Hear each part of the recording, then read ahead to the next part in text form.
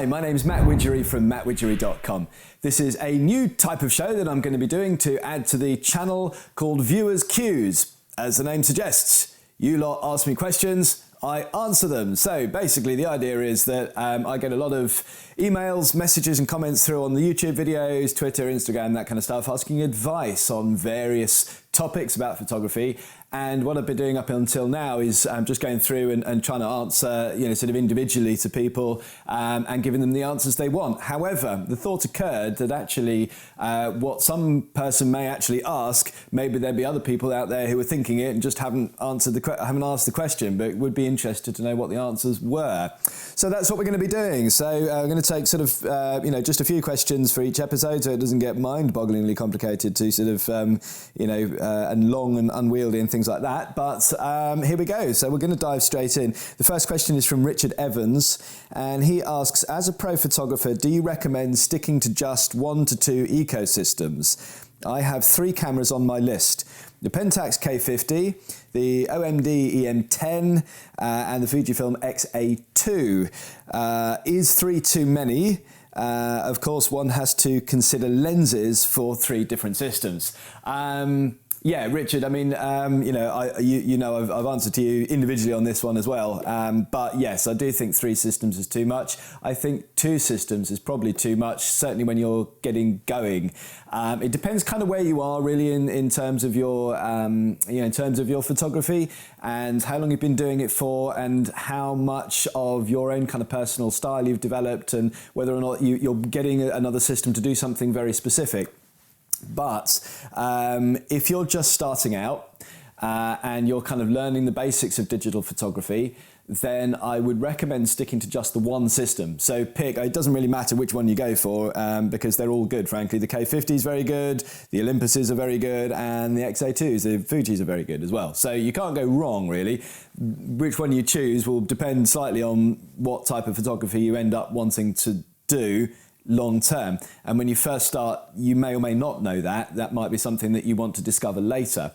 So when you're learning and you're learning digital photography, it can be confusing to start with to kind of learn where all the different buttons are. So if you very quickly jump into a scene and you want to change the white balance, or you want to change from matrix to spot metering, or you want to change from single to continuous burst, or you want to change the ISO very quickly, when you are just starting out, trying to remember how to change those functions on the camera can be, you get a little bit of brain freeze. You look and you go, which one is it? Is it that one? Is it that one? You get used to that fairly, quickly, depending on how much you use the camera, but it takes so much longer if you've got to try and learn where all the things are on this system, and then on that system, and then that system over there. So when you're just starting out, I probably would just stick to the one. After you kind of get the feel for what you want to do and you decide long term that you want to be, the 2 things that you love doing more than anything else in the world are sports photography and portraiture, for example. You may well decide that you want 2 different systems for that. So, you might go for something that's got a very fast burst rate and maybe even something like the crop sensor on the Canon 7D that allows you to get extra throw, but 8 frames a second or whatever it is for shooting, whatever it is, football or, cricket or something. And then perhaps the other thing you like is portraiture, and so maybe you get, you got lots and lots of money, you get some digital Hasselblad, £20,000 medium format thing, which would be terrible if you tried to shoot sport with it, but it would be brilliant in the studio. So maybe you get 2 different systems at that point because there's specific things for doing specific jobs. But when you're just starting out, stick to one system and, start with one camera and preferably one lens as well to kind of get used to that. Get used to a focal length. It's really nice to be able to do that. So get yourself a little nifty 50 or whatever it is. I mean, obviously a lot of cameras come with the kit zoom, 18 to 55 and whatever it is. That's useful. It's perfectly useful. But one camera, one body, get used to those. And then when you figure out where the limitations are for you, then add on to that system or, figure out what you need to change to get to the system that you ultimately want. But you have to start somewhere. And if you're just sort of generally, getting into photography, get the one system. So that's it. Next question from Achintya Prem. Achintya asks, I have a Nikon D5300 and a 35mm 1.8G prime lens. I want to do more street photography and night low light astrophotography, mainly stars. Want to do more low light night photography, in brackets, mainly astrophotography, stars and things like that. Walk around type of lens. I don't know if that's included in the first one. My budget is less than $800 strictly. Okay, right. So I think the question there from Achintya is, what other lenses would you recommend? In that $800 or less, for doing street photography and astrophotography, that kind of thing. Okay, so basically, when you're looking at doing street photography, getting something that's nice and wide is useful for the way I shoot. I like to shoot on the wide end and get close to my subjects. Some people prefer to go tele, and it depends really. It depends on the type of person that you are. People like Jay Maisel, for example, when he does his street photography, he uses a 70 to 300 because he likes to look at the scene and snip out one little bit of it. Other people, like myself, for example, I like to kind of get really up close with a wide angle lens and fill the frame with something really wide and get that sort of dramatic look of the wide angle. So it depends slightly on what type of street photography you like, and also kind of how brave you feel about getting up close to people. With the 35mm 1.8, it's not a bad lens for doing street photography. On your D5300, being a crop body, it will give you a focal length equivalent of about 50mm, so a sort of normal focal length. And that can be quite useful. There's a lot you can do with that. Henri Cartier-Bresson used a 50mm a lot, and obviously got really good results with it.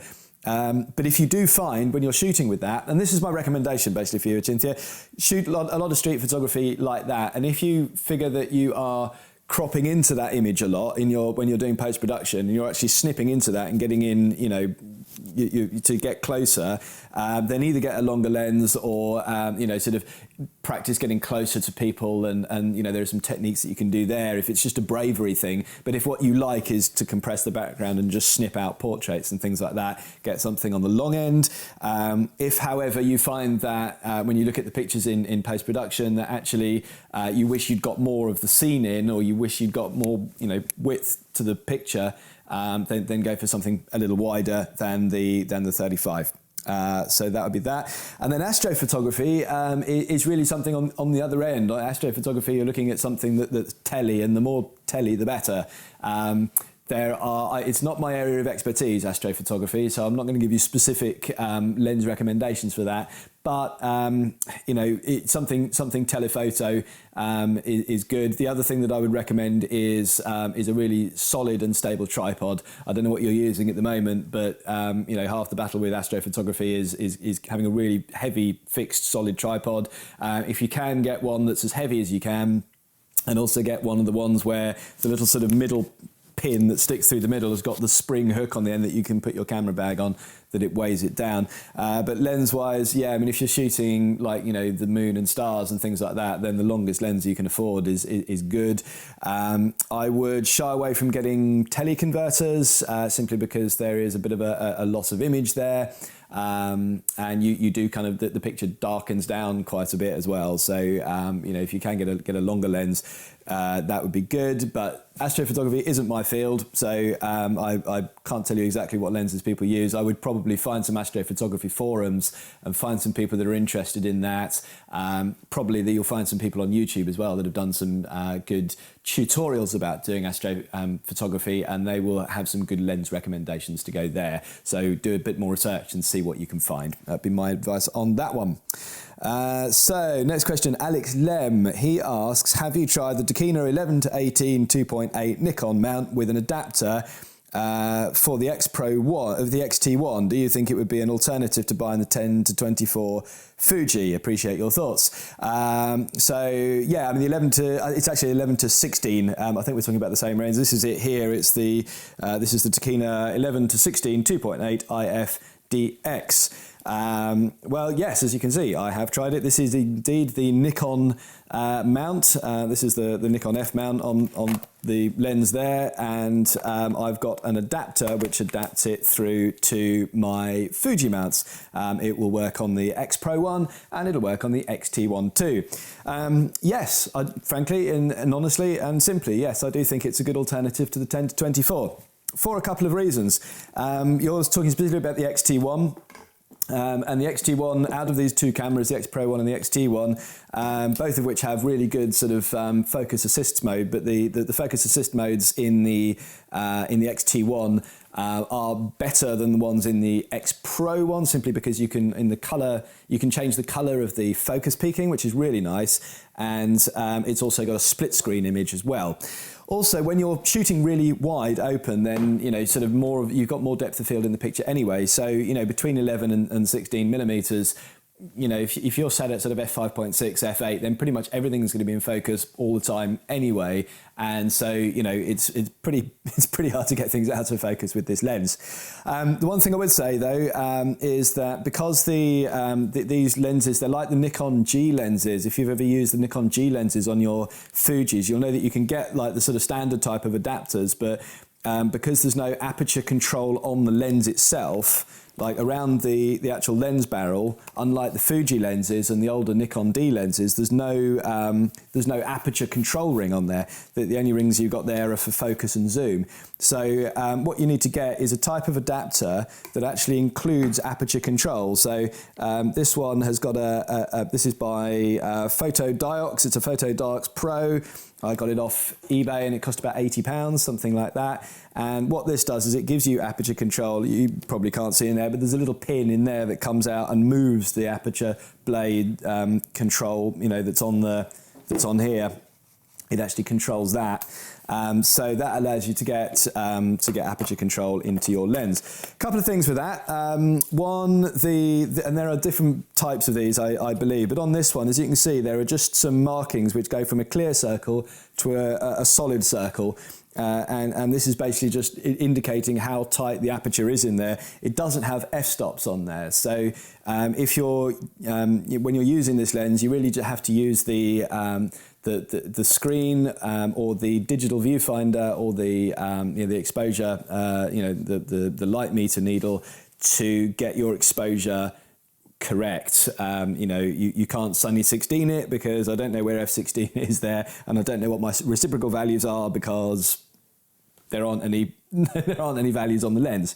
So, but you can use it perfectly acceptably, and I certainly don't have a problem with that. Certainly in normal shooting, you just get the aperture to kind of roughly where you want it for the depth of field. The live, sort of information that comes through the electric viewfinder and on the screen on the back will tell you where your depth of field is automatically, and it'll tell you where your exposure is automatically. And if you've got the histogram switched on and things like that as well, that'll avoid clipping.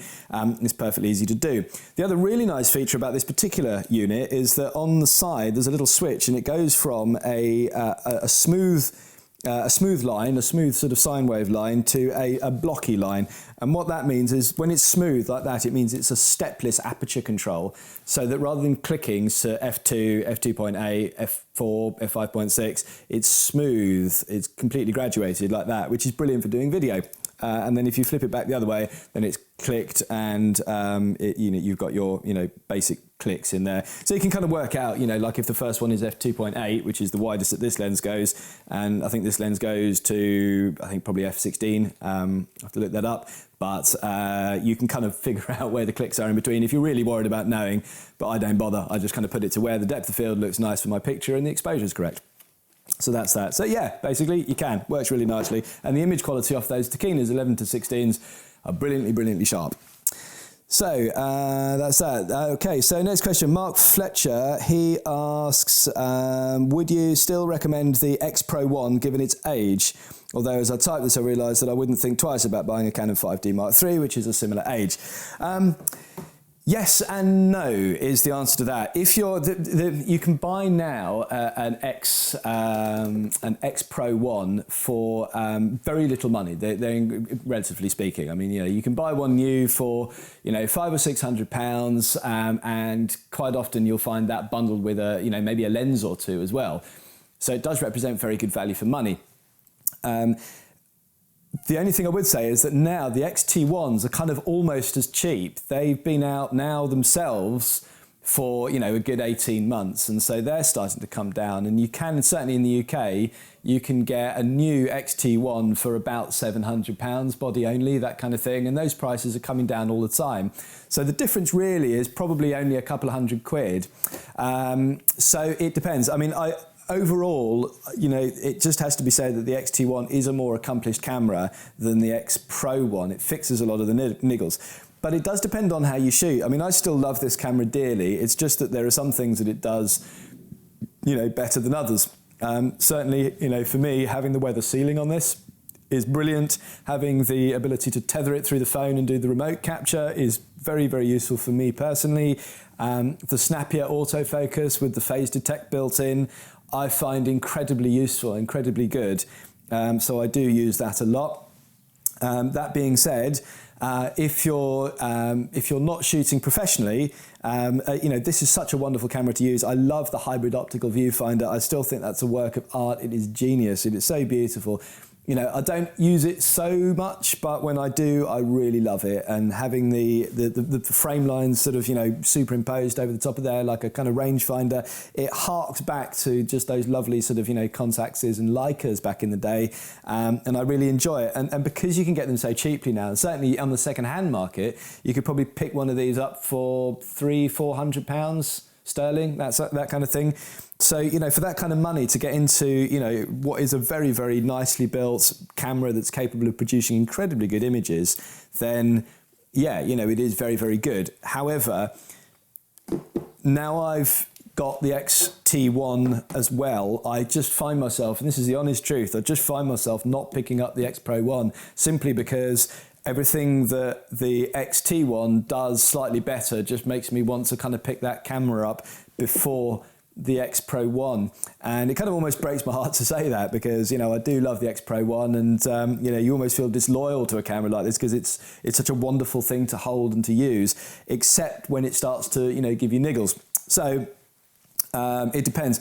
If you're on an absolutely capped budget and you can't stretch to the extra sort of £100 or £200 that it'll probably cost you to get the XT1, you'll have a lot of fun with the XPro 1, although in those instances, you may want to consider something like an XE2 or even an XT10, because you can get an XT10 now, which is basically a slightly smaller version of the XT1, which isn't weather sealed, but basically has more or less most of the same features on it, for probably about the same money as one of these, if not a bit cheaper than one of these now. So that now really is a very interesting proposition. If you can't stretch to the XT1, maybe have a look at the T10. So that would be my recommendation on that. So where are we? This is Andrew Chung. He says, I recently purchased a Fuji XT1 and wondered if you had some advice on manual lenses to add to my kit bag and what would you need to buy in terms of converters and things. I'd also appreciate your advice. I have the standard lens, the 18-55 plus the 35mm, but thought about the 23 and or 56mm for some gym photography. Is it worth getting the 23 even for a daily lens, or is it better to skip that and go straight in and fork out for the 56mm? Thank you in advance. Okay, Andrew, so yeah, basically in terms of manual lenses, both parts of the question almost kind of like feel the same to me in the sense that the lenses that you end up buying really are dependent on the type of photography that you're going to be doing. Gym photography, you kind of almost want something on the wide end so that you've got the scene of the gym and the general scene of people working out, and then something that's a little bit more telly as a portrait lens to do close-up pictures of people as well. So, I would say that, in terms of both manual lenses and whether or not you get the 23, for those instances, yeah, probably either you've got the 18mm on the kit lens, the 18-55, you can go out wide, so you could save yourself a bit of money there. When the 18 is cranked all the way back to 18, it's a 2.8 lens, so it lets lots of light in, so that's very cool. And then you can just use the 56 for doing the close-up stuff. So that might be one way to go there. Alternatively, if you find that you are pretty much on your 18 to 55 kit lens racked out, between 18 and sort of, 30, that kind of thing, and that first bit of the zoom range, and you're not going in that far, and it's only just occasionally that you're putting it into 55 millimeter, then maybe hold off getting the 56 for now, because, obviously if you're not using it so much, and then get the 23, which will give you, it's a bit brighter, so you could go down that route there. And in terms of manual lenses, I would really sort of say the same thing. I mean, just kind of figure out, what type of photography that you like to shoot. So, I presume you do other things apart from shooting in the gym, I don't know, or maybe that's your specialism. But what type of shots do you want to get, and then pick the focal length that you want for that. I mean, generally speaking, in terms of what brands of lens, you've got such an open field. The lenses I use most on my, the manual lenses I use most are some old Nikon lenses that I've got. I've got the Nikon 105 macro, the D version of that with the aperture ring control. That is such a sharp lens, and it produces brilliant portrait images on there. The 105 gives you a nice bit of compression, and I actually prefer the compression on that to getting the 56mm 1.2, although you get that nice shallow depth of field. But 55 isn't that, it doesn't compress the features in the same way that a 105 does. So I would rather step back a little bit further and use 105 if I'm doing portrait stuff in the studio or on location or something. For sort of less formal portraits or like more head and shoulder stuff, I use a Tokina 55 1.8, which is a very nice lens, and I also use the Carl Zeiss Biotar Jenna f2, which is a 58mm lens. So it depends, either one of them. I've got both of those, and I switch out. They've got slightly different looks to it. The Biotar is slightly more contrasty, and it just depends on what I'm feeling in terms of the mood there, but they're very nice. The Super Takumar lenses are very good. I've also got a 135mm 3.5, which again I use for more portrait stuff, and if I want a little bit more longer throw, but still need something that's reasonably bright, so that's a really nice lens to use there. But there are so many available. I mean, I would really recommend looking at the Zuiko lenses from Olympus, because they're fantastic. Obviously, if you happen to have an old Leica kicking around and you've got some Summicrons and things, they're going to be brilliant on there as well. There's a brilliant load of Carl Zeiss stuff. Voigtlander make very nice lenses. There's some brilliant old Minolta glass that's kicking around out there, and I'd really recommend having a look at some of that. So have a little play with these things. Try and sort of figure out, first of all, what focal lengths you use most, and then just have a play. The nice thing is that a lot of these lenses you can still buy relatively cheaply, so you can kind of experiment with them, try them, see if you like them, and then chuck them back on eBay afterwards, and you can probably make your money back if you've got one in good condition. Yeah, that's what I would recommend for that. But I would say this to anybody that's really looking at sort of worrying about what lenses they're trying to get. Use whatever lens you've got to start with and take pictures.